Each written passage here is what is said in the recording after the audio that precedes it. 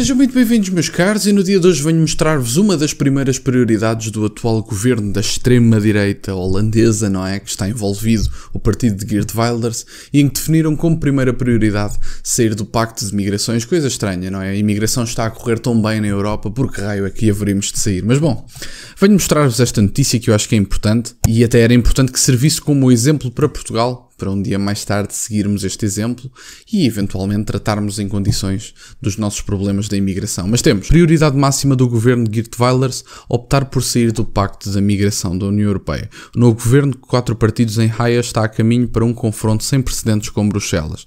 E portanto espero que seja o início de muita coisa interessante, porque efetivamente este pacto tem que terminar. A extrema-esquerda ainda acha que este pacto é pouco e aliás alguns deles, e nomeadamente a Catarina Martins, que é membro de um partido que vocês conhecem, o Bloco de Esquerda, não é? Portanto, não é o partido mais democrático do mundo. E ela própria diz que este pacto de migrações tem cedências à extrema-direita. É curioso. Um pacto de migrações que não satisfaz ninguém à direita tem cedências à extrema-direita. Não consigo perceber quais é que são e tomara que tivesse cedências à extrema-direita porque efetivamente não tem nenhuma. Mas bom, temos aqui. O controverso pacto de migração da União Europeia deve ser um obstáculo inicial para uma nova administração que prometeu retomar o controle do sistema de asilo em ruínas no país.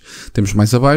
Como parte da nova administração, o Partido pela Liberdade de Wilders garantiu o controle do portfólio de migração do governo. O programa de coligação, o governante descreve um plano para optar por não participar no Pacto da Migração da União Europeia. Embora projetado para implementar um conjunto comum de regras de asilo para os Estados-membros, os críticos alegam que o pacto apenas ratifica as políticas de fronteiras abertas existentes. E, portanto, não é como se a União Europeia tivesse problemas de imigração desde a sua existência, não tem, isto é uma coisa relativamente recente. No entanto, vemos obviamente que há uma vontade clara de tentar sabotar os países que tentem tomar decisões mais protecionistas, se quiserem, do ponto de vista da imigração. Vemos, aliás, muitos membros da União Europeia chateados, particularmente com a Hungria, que é um país que obviamente é mais protecionista, não só na questão da imigração, mas em outras, e ainda bem.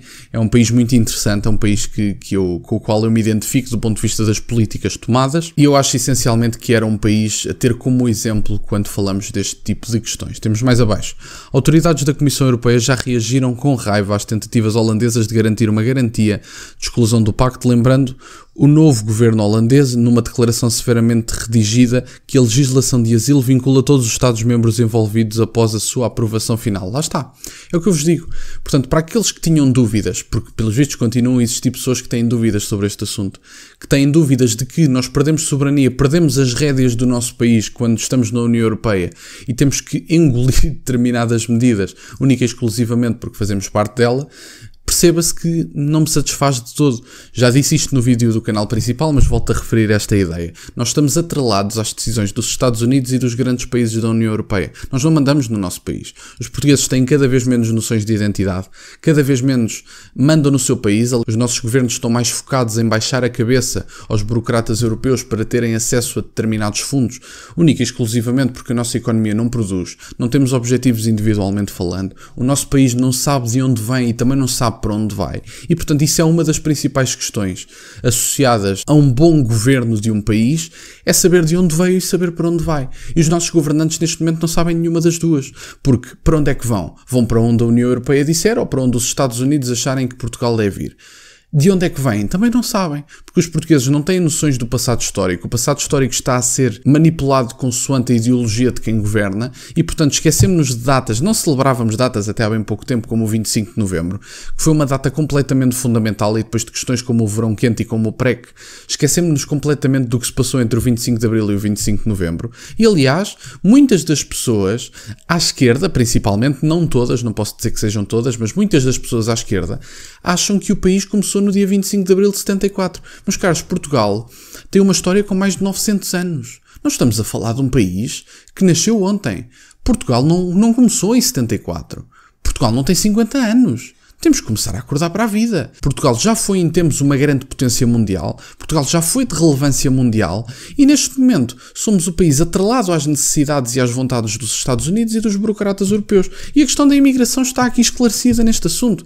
Nós não mandamos no nosso país. E, portanto, a democracia torna-se completamente inútil tendo em conta que as pessoas que nós elegemos não nos prestam contas a nós. As pessoas que nós elegemos prestam contas a Bruxelas, que a única eleição que têm é de forma indireta e é decidida pelos governos dos países.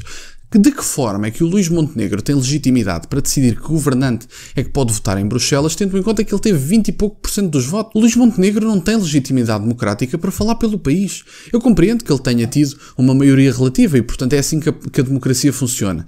Mas ele não me perguntou a mim nada sobre eleger pessoas em Bruxelas. Eu devia ter uma palavra a dizer e não tenho.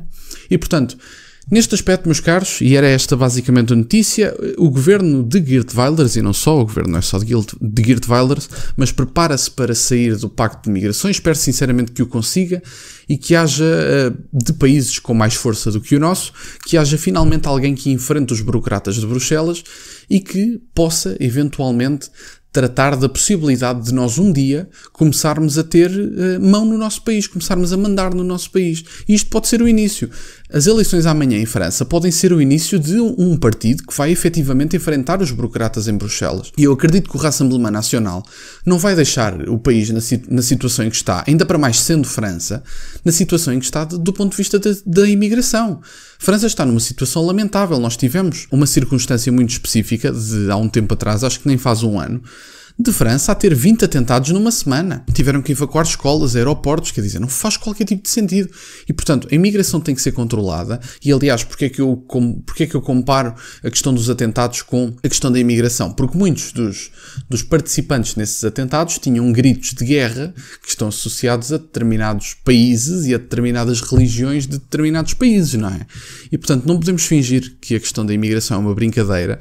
Podemos estar a chegar a um ponto sem retorno e, portanto, eu acredito que ainda há a possibilidade de inverter a situação, mas tem que haver vontade e coragem política.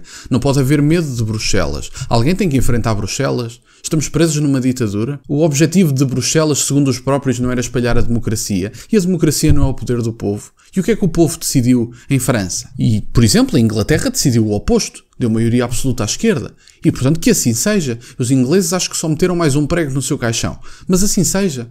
Não é? Portanto, o povo decidiu. E se a democracia é o poder do povo, porquê é que o povo francês não tem legitimidade para eleger o Rassemblement Nacional? Porquê é que o povo nos Países Baixos não tem legitimidade para eleger o Geert Wilders, o PVV? E porquê é que em Portugal não se pode eleger o Chega? Porquê é que há condicionamentos democráticos? Não deveria ser a vontade do povo? A democracia não é essa a sua definição? E Bruxelas não quer apregoar a democracia? Ou só é democracia quando favorece os interesses de Bruxelas? É curioso falar sobre este assunto. Mas bom, meus caros, da minha parte é isto. Eram umas coisas que eu queria falar sobre este assunto, têm aqui, e portanto eu acho mesmo que a Holanda vai conseguir tratar de evitar que se continue a participar neste pacto de migrações e eventualmente num futuro próximo países como Portugal mais pequenos podem ter brevemente a legitimidade para dizer que não querem participar no Pacto de Migrações e quanto mais isto acontecer é um precedente que se abre e espero que se abra muitas vezes e que continue e que vários países continuem a desistir deste pacto, não faz qualquer tipo de sentido e a única coisa que vai fazer é implodir a União Europeia. Da minha parte é isto, meus caros, quero-vos agradecer por terem estado desse lado, subscrevam o canal, estamos a chegar aos 2500 subscritores, muito obrigado por estarem desse lado, têm as minhas redes sociais e o MBA na descrição para o caso de quererem fazer alguma doação e nunca se esqueçam, meus caros, questionem tudo. Até à próxima.